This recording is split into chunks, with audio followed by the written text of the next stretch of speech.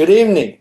My name's Bob Bowman, and you're at the Mound Science and Energy Museum virtual seminars series for 2021. This is our first presentation on January 27th, and we are continuing this year our presentations via the WebEx for the time being until we learn more that we can gather again back at the Mound Museum in Miamisburg.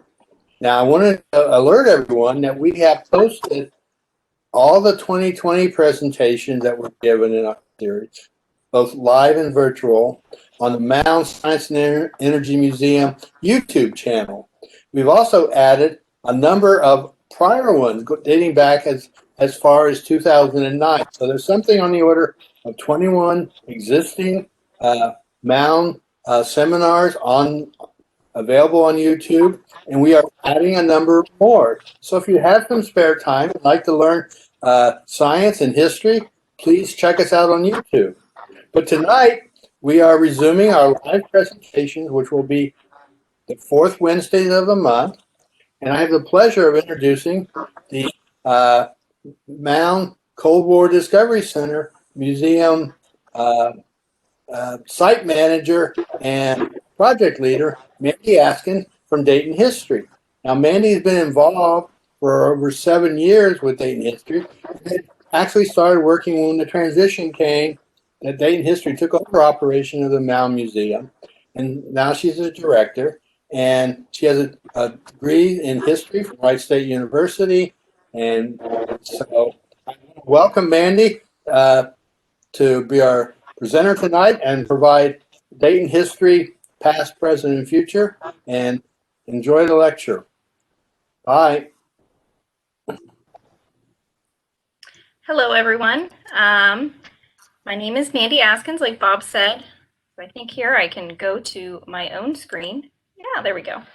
Like I said, my name is Mandy Askins, and I work as the site manager and project manager for Dayton History, which manages the Mound Cold War Discovery Center in Miamisburg, Ohio, at the former site of the Mound Laboratory. In this presentation, I'll be talking a bit about the history of Dayton History, organization itself, including current and future projects. We're kind of an ever-evolving, growing organization, which I'm very proud to be a part of. And like Bob said, I'm actually reaching almost 8 years with the organization. So I guess we'll just keep going with this organization. I truly love working for them and what I do. And many of you may know Dayton History through our main campus, our main site, Carillon Historical Park. It's been around quite a long time, since the 1940s, but we are also Montgomery County's official historical organization. And Dayton History currently has 9 sites throughout the county that we currently either own, preserve, or manage through various agreements, and I'll go through those. So at first, our mission is, as Montgomery County's official historical organization, our mission is to inspire generations by connecting them with the unique people, places, and events that change Dayton and the world. Our vision is a world inspired through our unique regional stories. So like Bob had mentioned, there was a merger. So we weren't always Dayton History. At one point, there were 2 separate organizations, Carillon Park, or Carillon Historical Park, and the Montgomery County Historical Society. In 2005, these 2 organizations merged to create a new umbrella organization known as Dayton History. We're a private nonprofit 501c3 organization, and we were established to preserve, share, and celebrate our region's rich history. In Carillon Historical Park, the main campus here near downtown Dayton, it's home to over 30 historic structures, many of them being original buildings moved from various sites throughout the county, saving them from demolition, among other replicas and other buildings. And we care for over 3 million artifacts, so quite a lot. So I'm going to go over a quick overview of some of our sites, and we'll go a little bit more in depth with some of those as well. And these are in no particular order. One being Carillon Brewing Company, which is in Carillon Park's main campus. It's the nation's only fully operational production brewery in a museum, and that opened up in 2014. So I won't start over, but I will show you the screens that you didn't get to see. So title, our mission, the merger, and then this is where we are now, our sites. So like I said, I'm going to go over a bit of the various sites that we have currently. There's 9, even though there's 10 on the screen. One of them is in Carillon Park's campus. So we said Carillon Brewing Company, the nation's only fully operational production brewery in a museum, and that opened up in 2014. We have Hawthorne Hill, which is located in Oakwood, a suburb of Dayton, and that's Orville Wright, or really the Wright brothers' success mansion. Unfortunately, Wilbur did not get to live in the home as he passed away before it was built. But Orville lived there with his sister Catherine, and great people like Charles Lindbergh, Henry Ford, Thomas Edison, and others were visitors there. And that was built in 1914. We have the Paul Laurence Dunbar House. It's a state historic site. It's home of the first internationally acclaimed African-American poet and built in 1903. Many of you may not know, but Paul Laurence Dunbar was a great friend of both Orville and Wilbur Wright at a young age. And then we have the Patterson Homestead, which was originally the home of Colonel Robert Patterson, a Revolutionary War soldier and the founder of Lexington, Kentucky, and Cincinnati, Ohio. And the structure also served home to many people in the Patterson family, including the co-founders of National Cash Register Company, Frank and John H. Patterson. And the Patterson Homestead is located here in Dayton as well, near the University of Dayton, off of Brown Street. We have the old courthouse. It's one of the nation's finest examples of Greek Revival architecture. Presidents such as Abraham Lincoln and 7 other presidents campaigned here. So we even have historic pictures of Lincoln and others on the steps of the courthouse speaking. And that was built in 1850. Survived a massive 1913 flood. It's a very formidable and gorgeous building in downtown Dayton on Main Street. We also have Memorial Hall, and that was conceived as a tribute to the local Civil War, Spanish-American War veterans. And it now functions as the county's memorial to other area veterans in all conflicts. That was built in 1910. We mostly use that building for events such as our annual Dayton History Fight Night, a 1920s era boxing match with a speakeasy. We also have the Archive Center, which is also located in downtown Dayton. It's a 4-story building, not far off of, right near the river, and it houses the largest portion of our artifacts, millions of them. I remember the first time I got to, as an employee, to go through the building. My favorite thing to see was Joseph Desch's massive laboratory table. I geeked out a bit, quite a lot, but it's full of all kinds of treasure troves of Dayton's history. Originally, it was managed by the Historical Society. Then that collection became obviously part of Dayton Histories. And the Archive Center, the building is over 100 years old, but the items in it are significantly older than that. Then we have the Mound Cold War Discovery Center. And I know that in here we have a lot of former Mound employees. So from 1948 to 2003, Mound Laboratory was the top secret scientific work that revolutionized Cold War, nuclear age, and space race history. Dayton History took over operation of that in 2016 after we had entered into an agreement with the U.S. Department of Energy to not just manage, but create new exhibits and preserve the legacy of Mound Laboratory. And that is located in Miamisburg, Ohio, on the site of the former Mound Lab. Then we have Neil's Heritage House. So if there are any of you in here remember Neil's, it was a really famous old school 60s, 70s era steakhouse. I live right down the street from it. It's interesting. It was really kind of the hopping place to be. But unfortunately, that building closed down, and it being so close to Carillon Park, we snatched up that land, since Carillon Park is landlocked near the river and different roads. And eventually Neal's is going to have an addition and be our newest archive and collections facility, since our collections are ever growing. And then we have our main campus, Carillon Historical Park. It's 65 acres. It's an open air living history museum, and again, over 30 historic structures and numerous exhibits.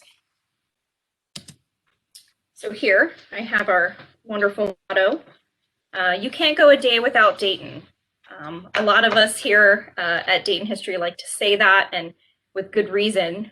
By the turn of the 20th century, Dayton had more patents per capita than any other city in the world, and really only beat out by Silicon Valley. So when we think of everyday inventions and things that an average person uses, almost everybody uses something that was either made, invented, produced, created in Dayton, thanks to things like the modern flush toilet, the modern fire extinguisher, the birth of flight in deep space with the nuclear battery, all these wonderful things, even like Cheez-Its. Who couldn't live without Cheez-Its every day? Those were invented in Dayton as well, among hundreds and hundreds and hundreds of other things.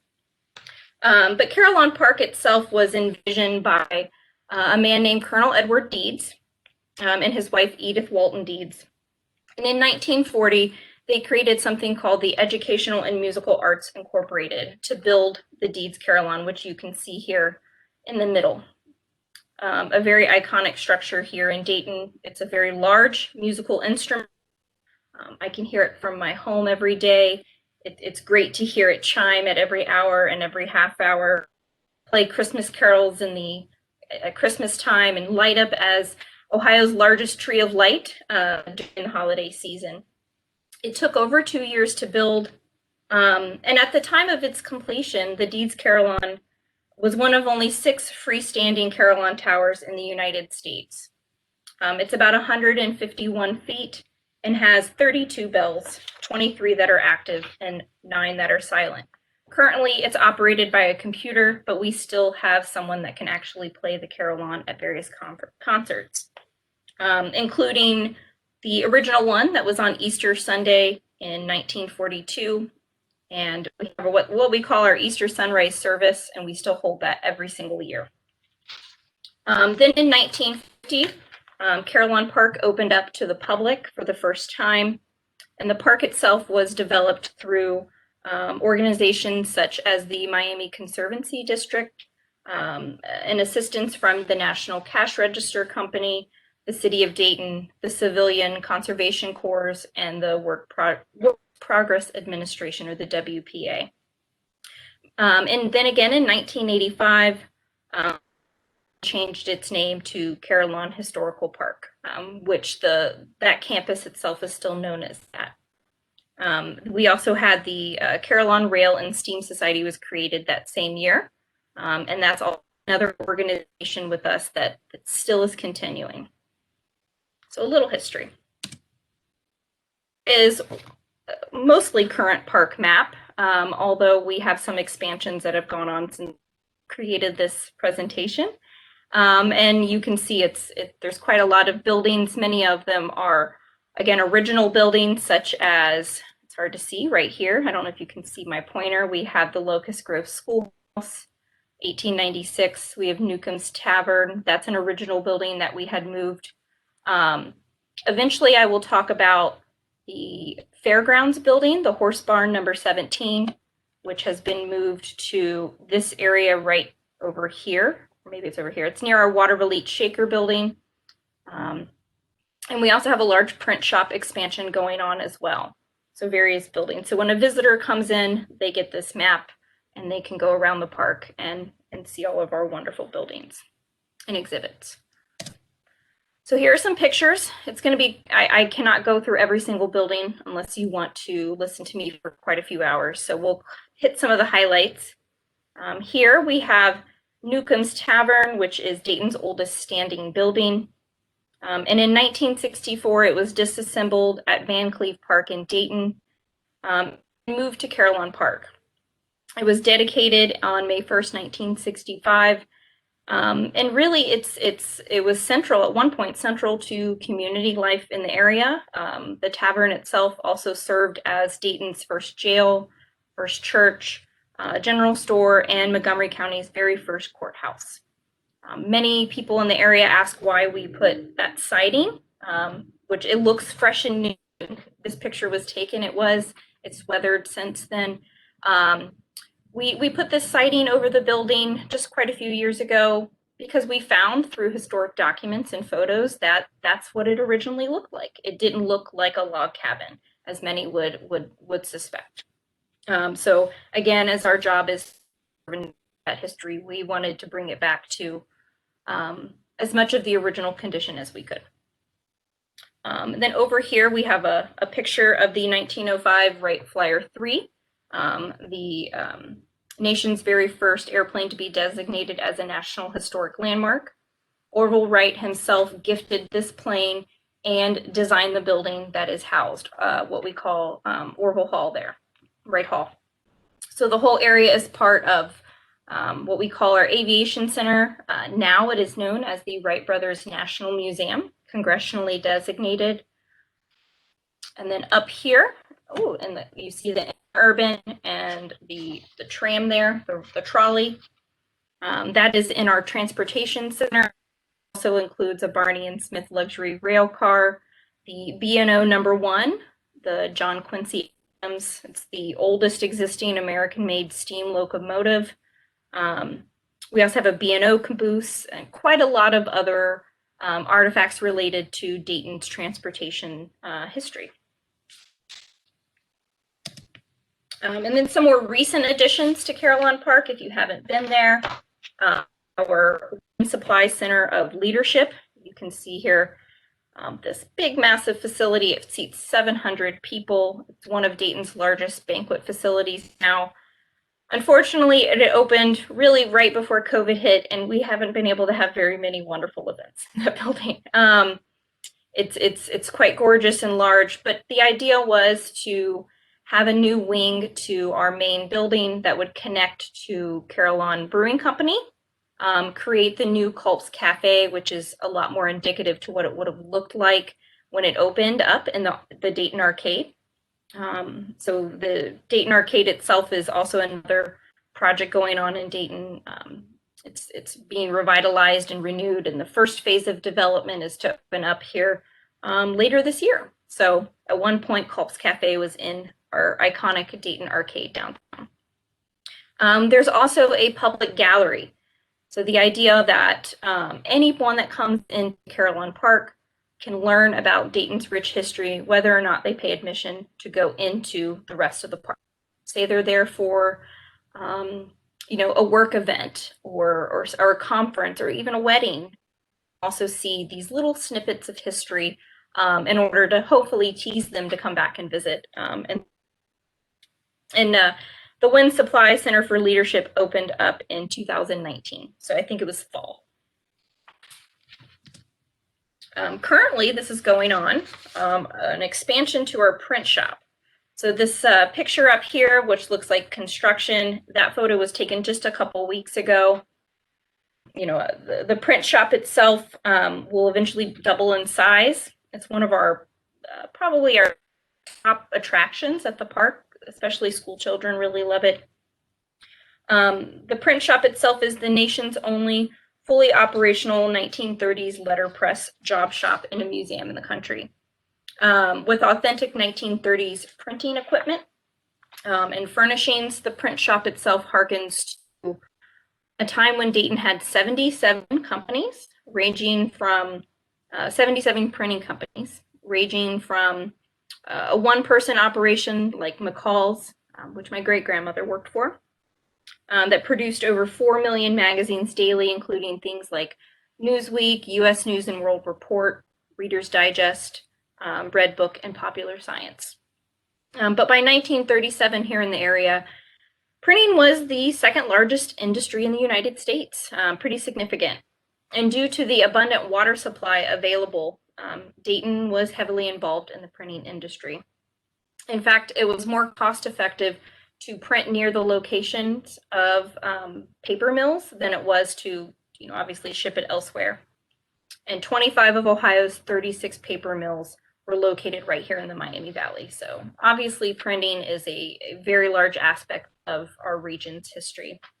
You can see the groundbreaking down there with quite a few of our volunteers. And we hope to open up that print shop expansion here later this year.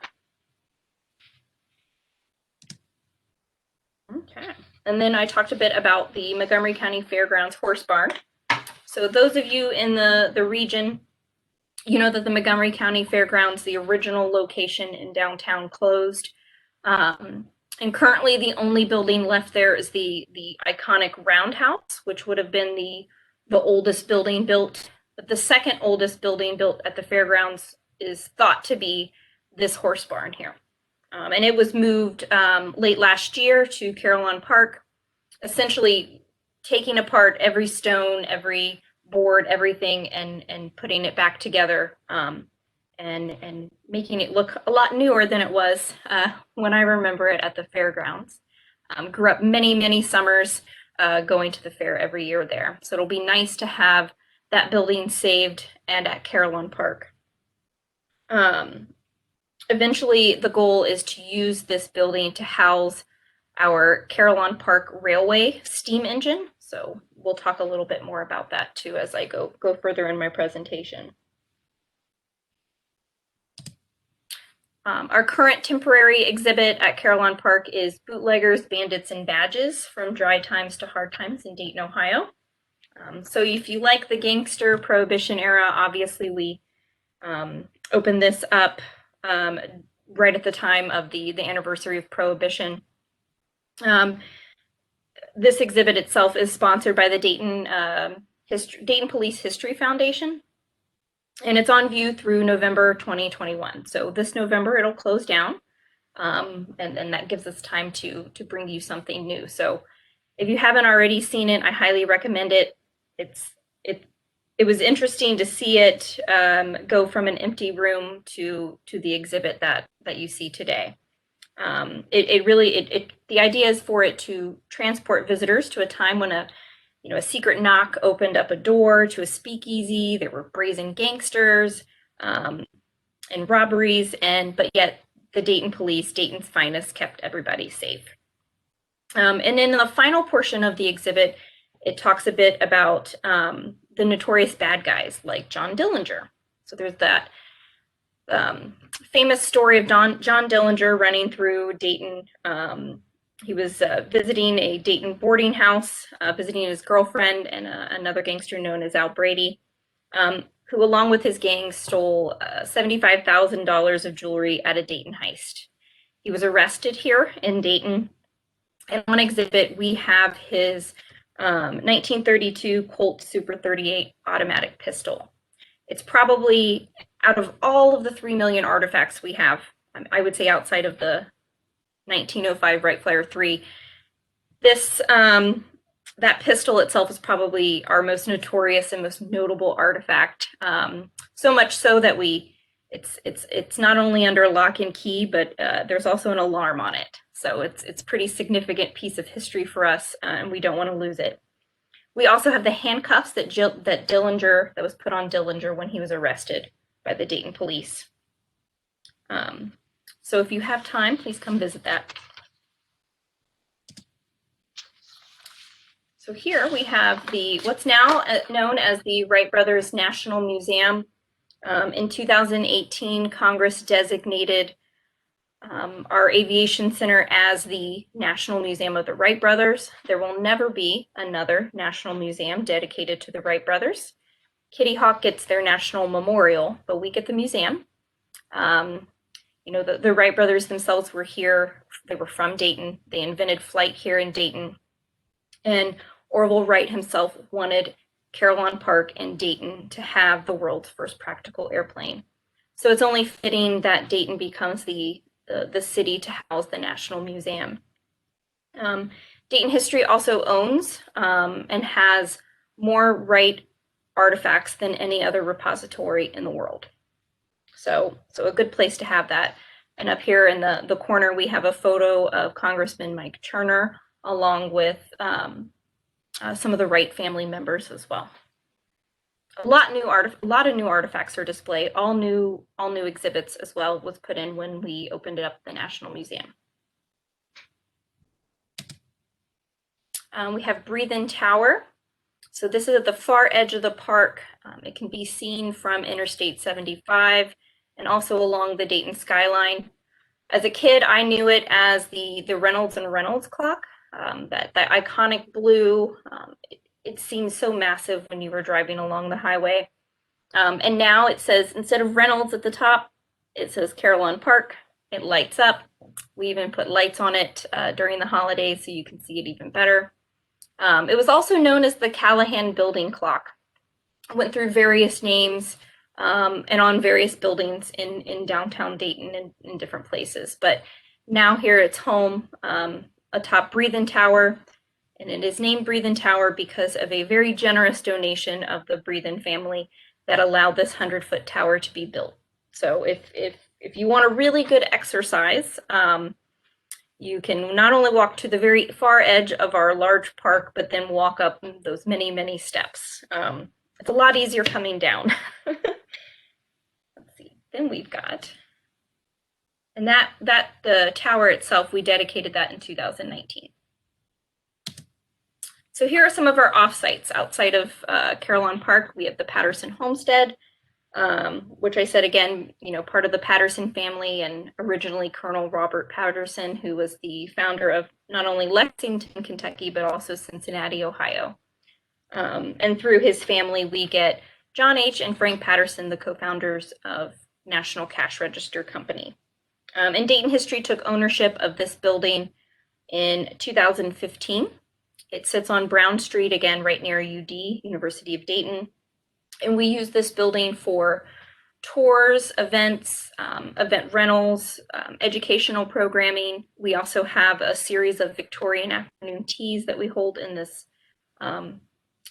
historic home as well. On the other side, we have Hawthorne Hill.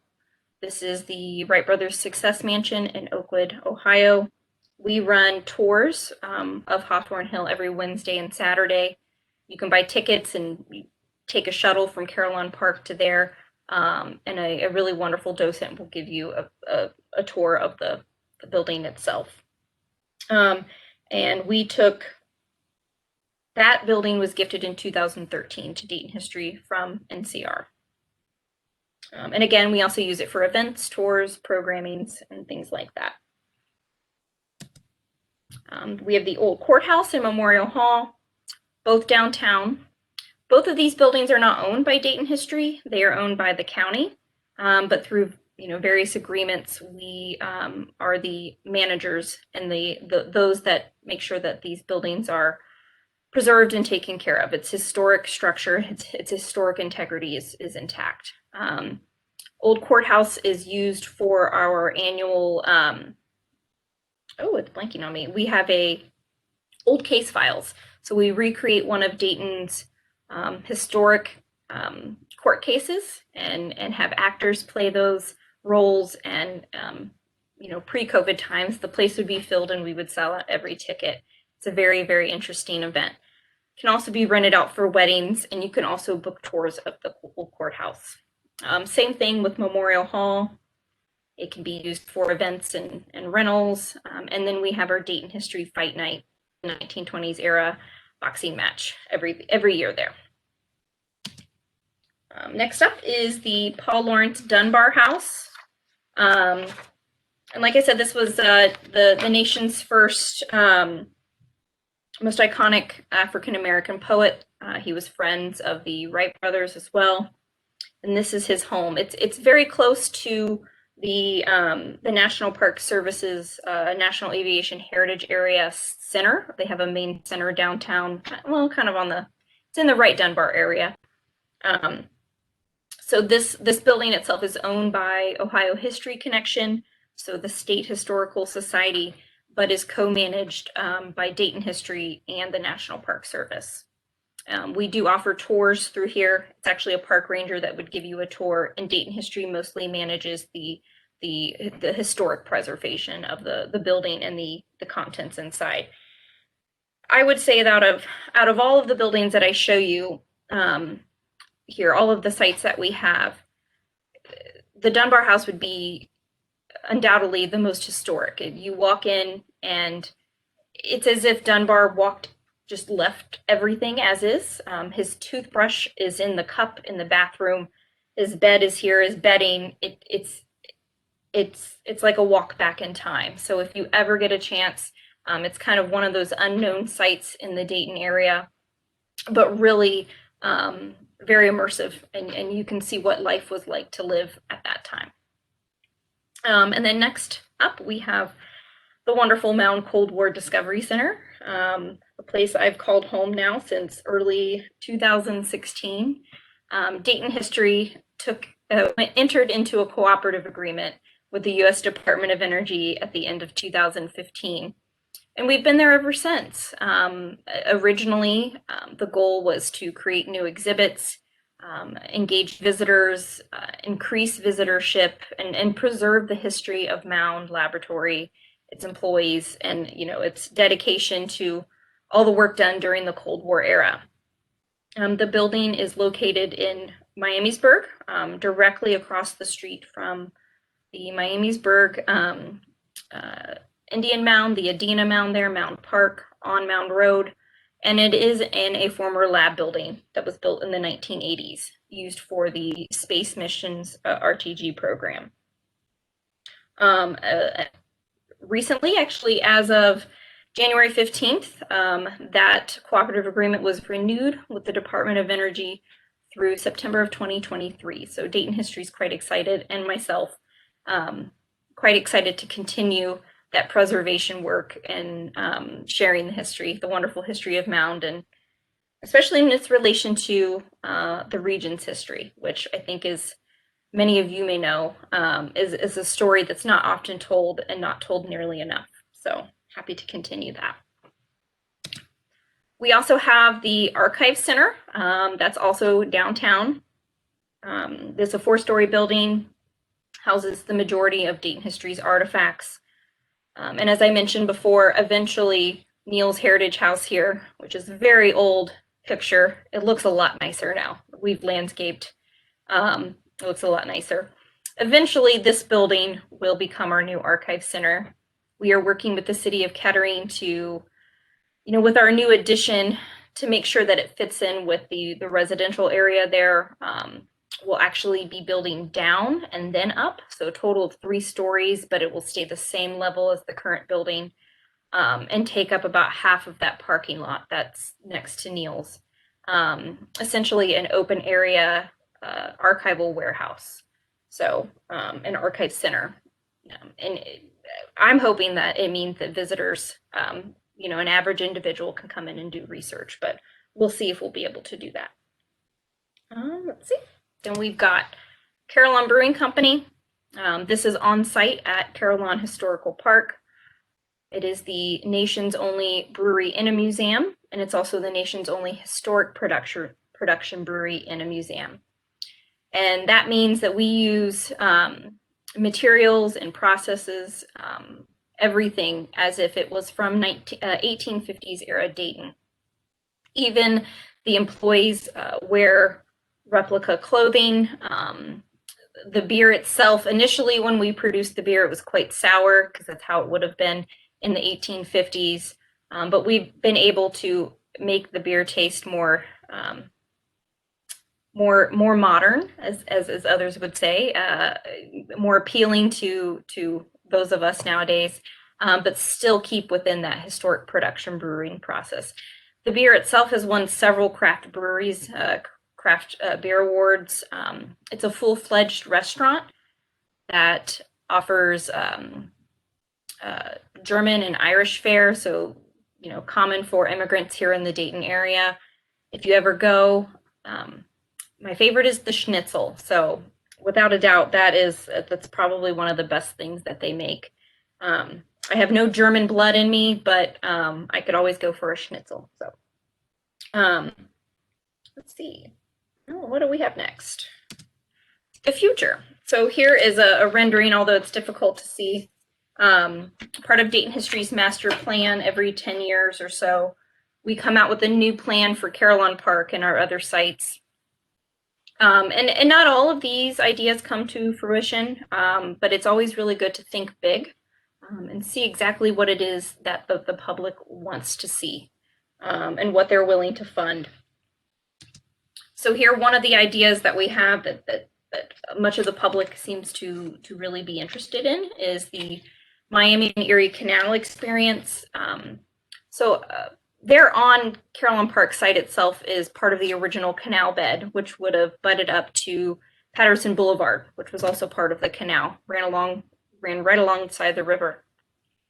So why not use that canal lock bed there to create an experience and have visitors actually see, what it would be like to have, the towpath along the canal and the mule to pull it, much like they do at Johnston Farms and Indian Agency up north in Piqua, but also see underneath and just see the mechanisms of how the lock would work. So a little bit more immersive than some of our other exhibits. I'm quite excited for this one. It's not quite funded, so I don't know how far we're into this project, but the Carillon Park Railway. So if you've ever been to, especially our local zoos like Columbus Zoo, they have an actual full-scale model narrow gauge steam engine that pulls a train around the park, around the zoo, and you can get on and off at different stops. And the same idea for Carillon Park, probably on a smaller scale, but the idea is that you can, pick up this steam engine, which at one point steam engines roared all around the city of Dayton and the region, to pick it up and then get dropped off at different stops. And the newly added horse barn number 17 from the Fairgrounds will be used to house the steam engine and its rail cars overnight. Or as my son likes to say, it's like Thomas the Tank Engine, and where all the trains sleep at night. So same kind of idea. And he's even blue like Thomas. So hopefully it will be blue. Another idea is the National Road Interpretive Center. This is kind of unique. So the idea is that we could create, and especially for students, since we bring in so many school-age students throughout the year, and they do learn about the National Road or US 40 that runs through the area. What it would have been like for the average traveler throughout the years to travel this road, from a Conestoga wagon to a horse and buggy to riding a horse, all those different ways and modes of transportation along the national road throughout history. Okay, so we get to the fun stuff. Not that the other stuff's not fun, but my favorite. So I hope some of you have been to the Discovery Center as of recent. Not a whole lot has changed because of the pandemic, unfortunately. We've had our visitor count is a bit down, quite a bit down, but we are still progressing and still adding things. And then here in front of you are two separate display cases that was added last year. They all contain radioactive consumer products, including uranium glass, radium dials. We have, most of this comes from Dr. Bob Bowman that spoke earlier, most of his personal collection. So quite excited to get these in the museum and see them. And as I was telling him, I'm now a bit of a uranium glass geek and starting to collect myself. So it's quite fun. And as you can see in the center, it glows under the black light, which we have a button that you can push to view that. Most of it's green. Some of it gives off a slight orange hue. My favorite thing, which is difficult to see, it's here in the center, is actually a set of false teeth veneers that would have been used by a dentist to match coloring of veneers. But it has a bit of radioactive, I believe it's uranium that's in that. It could have been radium. I can't remember. Bob would be able to answer that. And it glows under the black light. So glowing green teeth, super fun. Other things like tritium exit signs, a radium revigator jug, thorium or thoriated glass, like in lenses of cameras, all these different things that were used in consumer products, but they include radionuclides. So that was exciting, and that's ever evolving. I'm still going to be moving some of these things around as we get in some of our new cases. These are renderings. They will be installed hopefully next month. So we actually have 2 cases here that will include employee artifacts or memorabilia. So from not just Monsanto, but from also EG&G, and then even during the cleanup era. So, you know, the whole culture that was Mound Laboratory throughout its 50-year history. Then next to this, we have a case that's going to actually be added to our Mound space missions, the radioisotope thermoelectric generator case. It's going to include mission patches and stickers and other things from all the various NASA space missions that Mound Laboratory contributed to and built RTGs for. In that specific area, there will also be a new case that will include the multi-100-watt RTG. So the RTG, the nuclear battery that powers our Voyager space missions. We are also adding another large case that will include a quartz fiber microbalance, another case that will include some of our polonium era artifacts. I even added a couple of other extra small cases to try to figure out what else to add, because it's always better to have these things on display than locked up in a hold on a second. Sorry now, buddy. Locked up in a you know, in a closet or such. Another thing we have is a flag case. So former Mound Department of Energy Mound site manager Sue Smiley donated this wonderful City of Miamisburg flag from the Mound Laboratory era, and it includes looks similar to the Miamisburg Mound with an atom above it, and other aspects of, at that time, Miamisburg's history. She donated this flag because I believe it was in high school, she entered into a flag designing contest and won. So her flag became the new City of Miamisburg flag, and later she becomes the Department of Energy Mound site manager. So it's quite neat to have that there. Okay, so pretty much I'm done with some updates here. Hopefully I didn't keep you too long. But up here we have some information on if you would like to visit the Mound Cold War Discovery Center. Again, we're located at 1075 Mound Road in Miamisburg. Open Wednesday through Saturday, 10 to 4.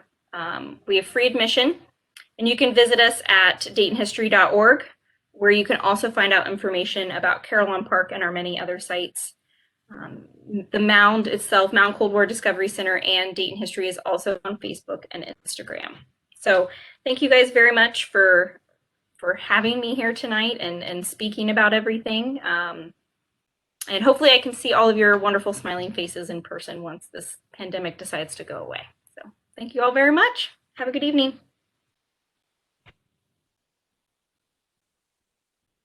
Thank you, Mandy, for your comprehensive and excellent presentation on Dayton history and the Mound Cold War Discovery Center.